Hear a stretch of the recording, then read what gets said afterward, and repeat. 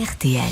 L'Echo and You. Avec vous, Martial You, avis de tempête sur les bourses mondiales. Ça fait plusieurs jours maintenant que les marchés financiers chutent lourdement. Qu'est-ce qui se passe? Alors, une chute boursière, c'est comme un crash d'avion. Il y a plusieurs facteurs. 1. La pandémie avec le confinement de la Chine qui se prolonge. Ça crée des tensions sur les chaînes de production. 2. La famine et les pénuries qui se profilent à cause de la guerre en Ukraine. 3. L'inflation galopante, en particulier sur l'énergie à cause de l'Ukraine. L'INSEE prévoit une hausse des prix de 5,4% fin juin. On est à 4,8% en ce moment.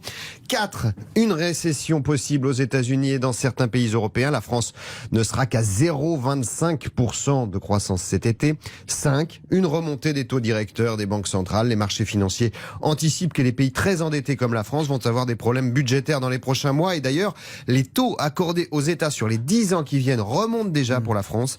Ils reviennent au niveau de 2014 et l'écart se creuse à nouveau avec l'Allemagne. Ça veut dire que les investisseurs ont plus de doutes qu'avant sur la solidité de l'économie française. Vous aviez les 10 plaies d'Égypte, on est en train de vivre les 6 plaies des geeks. Oh, des geeks? Oui, pourquoi des des geeks? Qu'est-ce qu'ils viennent faire les fans de technologie dans ces histoires? Aux 5 risques que je vous indiquais à l'instant, il faut ajouter un 6e, la peur d'une explosion des valeurs technologiques, comme en 2000. Le Nasdaq, qui regroupe les géants mondiaux du numérique aux États-Unis, a perdu 7% en 5 jours, 25,7% depuis janvier. Mais il avait surtout gagné 90% en 5 ans. Ça donne une idée de la croissance fulgurante de ces entreprises technologiques. On croyait cette économie virtuelle, mais elle est gagnée par la baisse de la consommation, les pénuries de semi-conducteurs, les retards de livraison, les hausses de prix ou encore le repli vers des valeurs refuges comme l'or. Il y a des valeurs d'entreprises qui n'ont pas de sens, non? Ah bah oui, Apple valait 3 000 milliards de dollars fin 2021. 7 fois plus que notre géant du luxe LVMH. Autant que toutes les entreprises du CAC 40.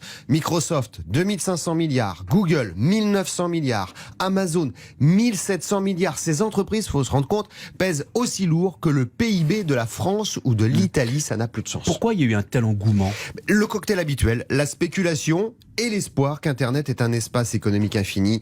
NFT, Bitcoin, Metaverse, des noms barbares pour lesquels les grands groupes mondiaux dépensent des milliards en ce moment. C'est une économie virtuelle qui ressemble à une bulle de chewing-gum qui gonfle et qui finit par éclater au visage de l'économie réelle, par créer du chômage. Les marchés appellent ça le double dip. Qu'est-ce que c'est que ça? C'est la courbe en W, c'est ça, double dip. Des montagnes russes boursières, une forte chute de la croissance, ça c'est 2020 avec le Covid, une remontée en forme de rattrapage 2021, le quoi qu'il en coûte, et une rechute derrière parce que la reprise n'est pas consolidée, trop fragile, ça c'est 2022, Ukraine et valeurs technologiques trop chères. On est au début de la descente, on ne sait pas jusqu'où on peut tomber, le CAC 40 a perdu 6% en 4 jours, 17,5% depuis janvier, la chute est enclenchée. Et si on a de l'argent en bourse, c'est le moment de vendre? Alors pas trop, non. Souvenez-vous de l'adage, il ne faut pas vendre au son du canon. Les marchés ont commencé à baisser, c'est un peu tard pour sortir. En revanche, si vous avez 50% de votre portefeuille dans des valeurs technologiques par exemple, prenez une partie de vos gains actuels puisque les marchés ont progressé en 5 ans et achetez plutôt dans d'autres secteurs, ça limite les risques. De toute façon, je finirai avec 2 conseils d'un maître de la bourse, Warren Buffett. Pour moi, c'est le Churchill de la finance. N'achetez que ce que vous seriez parfaitement heureux de conserver si le marché fermait pendant 10 ans. En gros, investissez l'argent que vous pouvez perdre. Et cet autre conseil, j'investis dans des entreprises tellement merveilleuses qu'elles peuvent être gérées par un idiot, car tôt ou tard, ça arrivera. En clair, investissez dans une entreprise dont vous comprenez ce qu'elle fait. Merci beaucoup, Martial You.